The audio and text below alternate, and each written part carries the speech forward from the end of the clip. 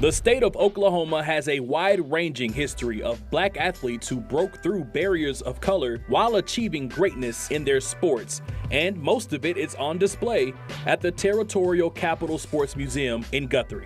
Museum founder and director Richard Hendricks, a former sports coach and teacher in Guthrie, has spent the last 30 years collecting memorabilia from all over the state to honor Oklahoma's greatest athletes, and the history of its black athletes is always front and center here in Guthrie, and not just during Black History Month.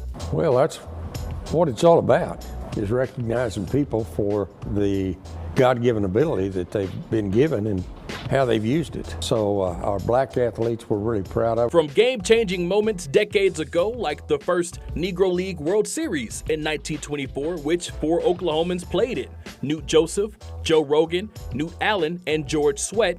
For about 4 years in a row, we had a black baseball reunion honoring some of the older guys that had played on black teams in Oklahoma.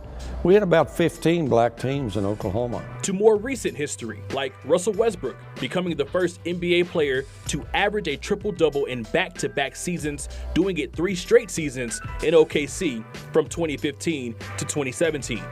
You may be familiar with some of the history here, but there's still plenty of things to see and learn. For example, you might know the name Ferguson Jenkins, a National Baseball Hall of Famer and record-breaking pitcher in the major leagues. But did you know in 1969 he spent his offseason playing with the Harlem Globetrotters?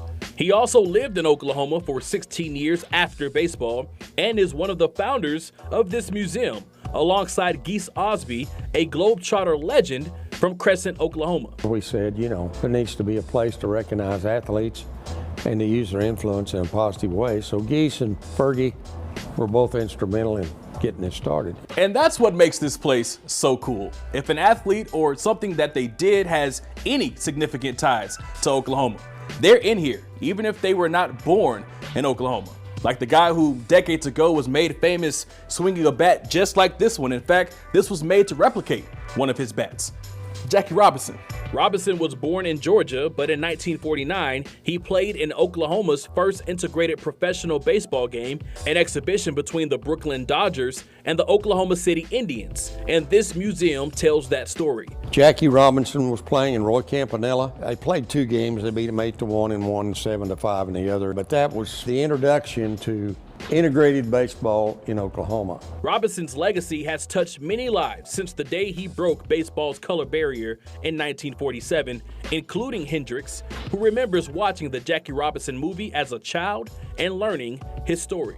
Well, I was 9 years old in 1950 when that movie came out, and Jackie played himself. We did not go to the movie very often, but my dad took me, and he knew I had a lot of interest in baseball, so he took me to see that movie. Oh, it had a great impression upon me. I had a soft place in my heart for what they had to go through to get to that place, what Jackie did and the guys that follow him. It's an example of how sports has and still does bring people together, and why history, whether it's inspirational or uncomfortable, needs to be told.